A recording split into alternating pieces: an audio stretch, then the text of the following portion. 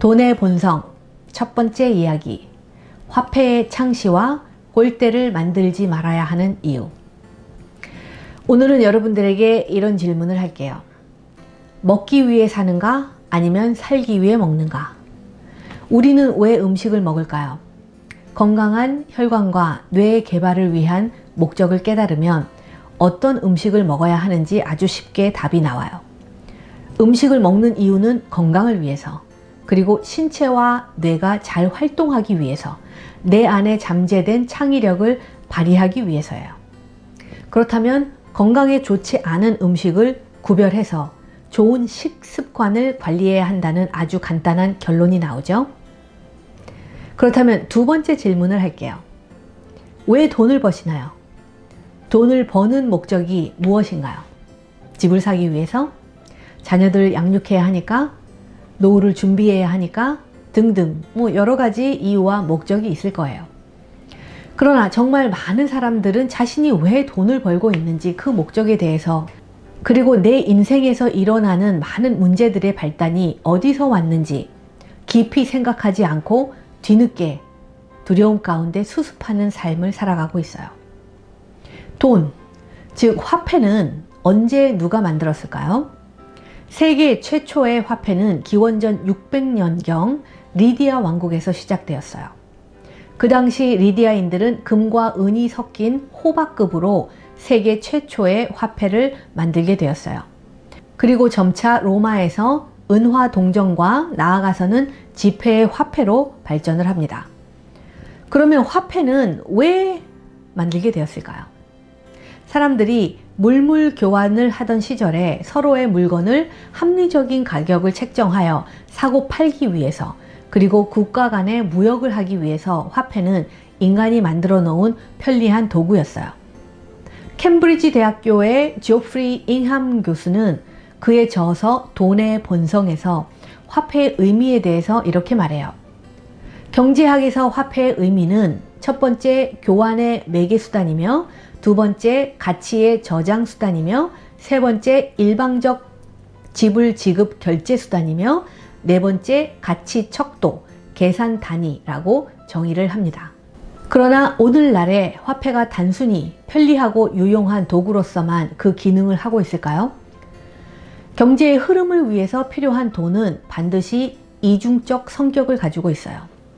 이제 우리 삶에서 가장 필수적이며 없어서는 안 되는 것이 바로 돈이죠. 그러나 돈은 개인의 삶과 사회와 경제 체제를 위해서 항상 좋은 목적으로만 사용되고 있지는 않아요. 그리고 돈이라는 것은 좋은 결과만 가져다 주는 것이 아니랍니다. 이제 인간이 사회적 활동을 하고 보다 질 높은 삶을 살기 위해서 돈은 가장 1순위 필요 요소가 되었어요. 그러나 자본주의 사회에서 화폐는 부와 권력을 제공하는 수단이 되었고, 인간의 탐욕을 충족할 수 있는 만몬의 우상이 되었어요. 돈을 많이 가지고 있는 사람들은 없는 사람들보다 사회에서 여러 가지 특권을 누릴 수 있고, 원하는 것을 풍부하게 소유할 수 있는 힘이 되었죠. 그리고 재벌이나 정치인들 같이 특정한 권력층 집단들은 정보와 돈의 능력을 통하여 더욱 자산을 늘릴 수 있고 자기들만의 특권을 누리고 있기도 합니다. 여러분들, 축구나 야구 같은 스포츠 게임을 좋아하시죠? 스포츠의 원리는 먼저 골대가 있어요.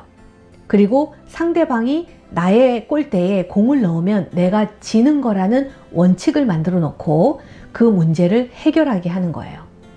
그러니까 골대라는 문제 1과 상대팀이라는 문제 1을 먼저 만들어 놓으면 우리는 그것을 목숨 걸고 방어해야 하는 것이 스포츠의 원리예요. 수비도 해야 하지만 상대방 골대를 향하여 서로 공격하면서 각자의 팀의 점수가 올라가요. 이렇게 게임의 룰을 만들어 놓고 사람들은 자신이 좋아하는 팀을 향하여 열광하면서 응원을 하는 거예요. 경제와 금융시장의 모든 원리도 이와 같아요. 골대라는 문제를 만들지 않으면 스포츠라는 게임은 형성되지 않아요. 그렇죠? 은행은 여러분들에게 대출과 신용카드라는 골대를 만들어줘요. 그리고 지금 당장 돈이 없어도 여러분들이 소유하고 싶은 것들을 먼저 구매하고 할부라는 빛으로 매달 후불로 천천히 갚아 나갈 수 있는 혜택을 줍니다. 그것이 과연 혜택인지 아닌지는 조금 있으면 알게 되실 거예요. 그리고 은행은 또한 여러분들에게 대출을 해주고 빨리 집을 마련하라고 권장합니다. 지금 당장 돈이 얼마 없어도 대출을 최대한 많이 해주고 장기간 상환할 수 있는 꼴대를 또다시 만들어줍니다. 자동차 구매도 마찬가지고 전자제품 구매도 마찬가지예요. 2020년 3월자로 우리나라의 가계부채는 1,600조 원입니다. 우리나라의 인구를 5천만 명으로 계산하면 모든 국민이 개인당 평균 3,200만 원의 빚이 있는 거예요. 1살 된 아이도 100살 된 노인도 각자 국가적으로 갚아야 할 부채가 있는 것입니다. 우리나라의 경제는 언제 터질지 모르는 시한폭탄을 안고 살아가는데 코로나19까지 겹쳐서 올해는 가정이나 기업이나 국가적으로 허리띠를 졸라매고 생존해야 하는 위기가 닥쳐왔어요. 그러나 이러한 현실은 이미 20여 년 전부터 예견된 현실이라는 거예요.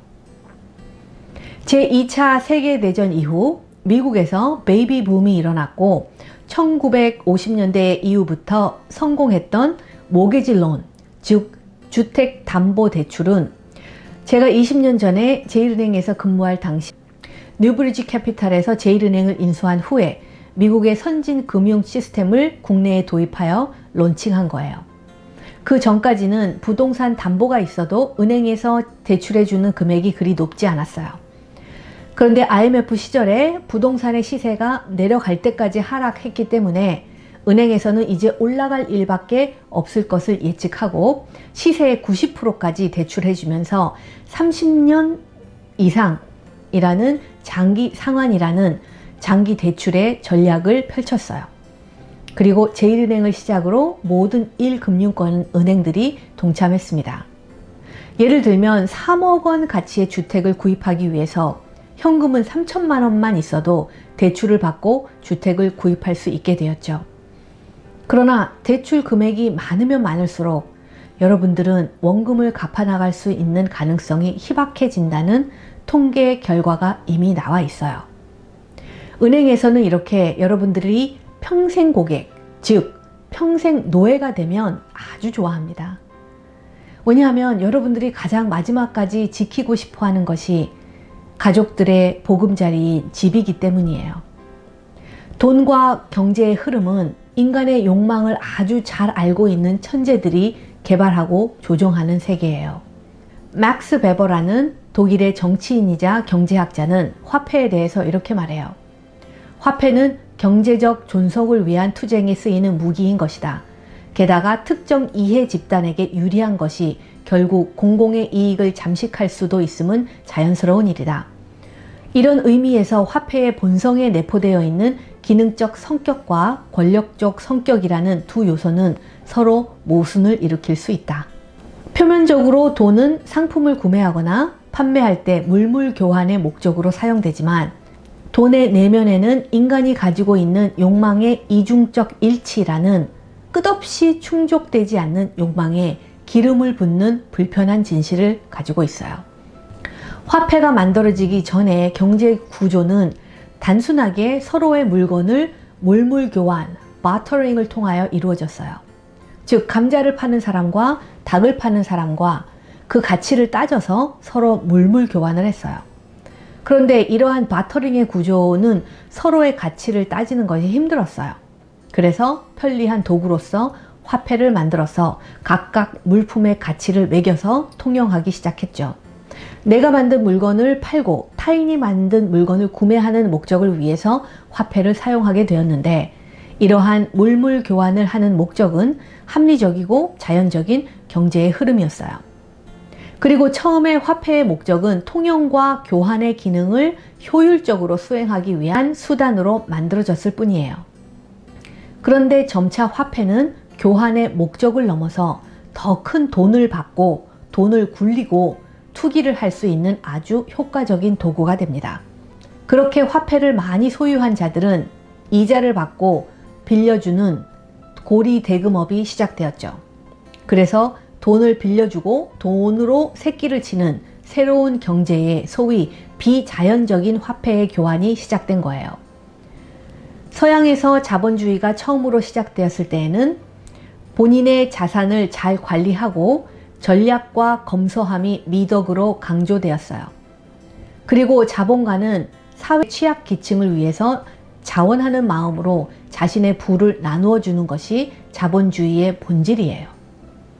그러나 1920년에 TV가 처음으로 등장하였고 많은 기업들은 매스미디어를 통하여 대중에게 상품을 홍보하고 마케팅을 할 수 있는 거대한 플랫폼이 만들어졌어요.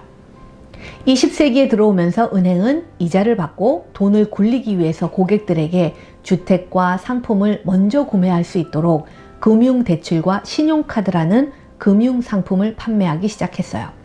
그래서 사람들은 자신들이 소유하고 싶은 것들을 더 빨리 구매하기 위해서 기꺼이 빚을 지고자 하는 성향이 크게 늘어나게 됩니다.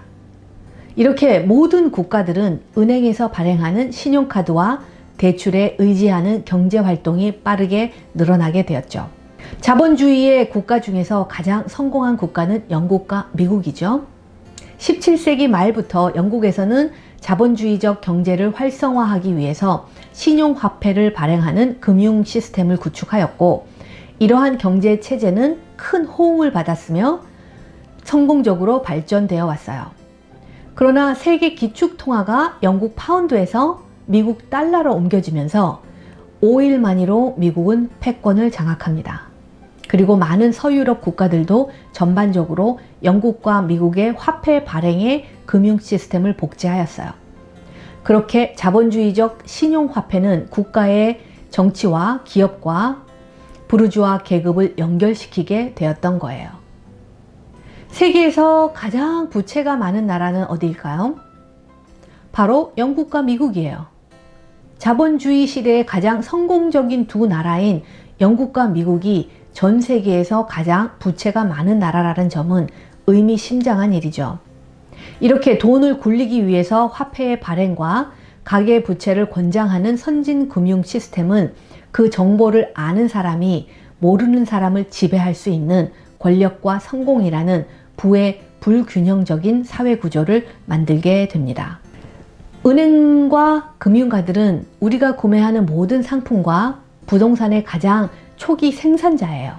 한국은행은 돈을 찍어내고 일반 시중은행들은 고객들에게 신용대출을 해줌으로써 여러분들은 갈망하는 상품을 미리 소유하게 되지만 그 대가로 평생 은행과 카드회사에서 채우는 족쇄가 채워지고 앞으로 이자와 함께 갚아 나가야 하는 원금을 위해서 열심히 노동을 해야 합니다. 여러분의 아파트가 자신의 것이라고 생각하시나요? 등기상으로는 잠시 자신의 소유인 것 같지만 실제로는 국민은행 거예요. 우리은행 거예요. 착각하지 마세요. 이자와 원금을 갚지 못하면 은행은 언제든지 여러분의 집을 압류할 수 있는 법적 권한이 있죠. 그렇기 때문에 은행은 아쉬울 것이 아무것도 없어요. 사랑하는 가족의 보금자리인 주택을 지키기 위해서 여러분들은 뼈 빠지게 일할 것이고 맞벌이 해서라도 빚을 갚을 것이고, 그러면 자녀들은 방치되어 있고 삐뚤어져 나갈 수 있는 많은 시간이 주어집니다. 이렇게 여러분들은 사회적 지위를 향한 욕망과 소유하고 싶은 갈망 때문에 문제의 덫을 스스로 선택하고 이제 미리 소유한 재산을 지키기 위해서 돈의 노예로 살아가는 겁니다. 항상 즉흥적으로 구매하지 말고 신중하게 3번 생각하고 선택하는 습관을 시작해 보세요. 꼴대라는 문제를 먼저 만들지 마세요. 문제를 만들면 그 다음은 수비를 해야 하는 2차적 문제가 발생합니다.